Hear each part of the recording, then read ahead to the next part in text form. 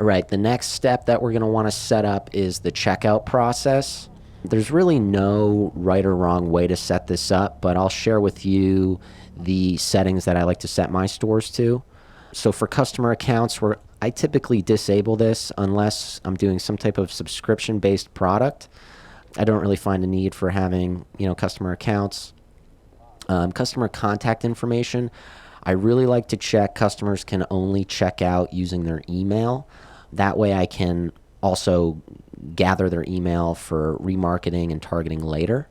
And I like to check this to receive shipping updates. Customers can choose to add a phone number or email to receive shipping updates after they complete their order.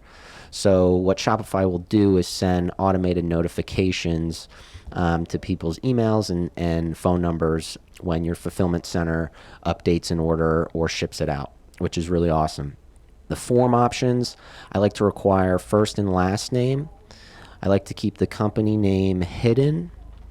The address line 2 optional, so they don't need to fill it out in order to complete the form. And the shipping address, the shipping address phone number optional as well. The next step is going to be the order processing. The things that I like to keep here checked is actually everything default here is correct. So while the customer is checking out, use the shipping address as the billing address by default. Enable the auto, completion of the address. So that's when you go to type in your address on a checkout form and it'll auto populate the address. This is a good way to make sure that people get their addresses correct, because people will mistype it or forget a number or something like that. And so this is a good way to ensure that the addresses you get from your customer are the correct shipping addresses. I don't like to automatically fulfill any orders, and then after an order has been fulfilled and paid, automatically archive the order.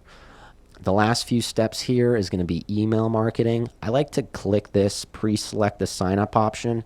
So what this means here is that it's going to show a sign up option at checkout. So right under the form where customers input their email address to check out, there'll be a little checkbox saying, get sales and promotions and stay connected with us.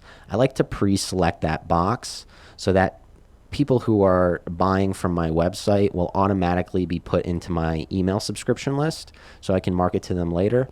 And of course, if they don't want to receive those emails, they can uncheck it while they're checking out. And that's about it for this section. So we're going to hit save and move on.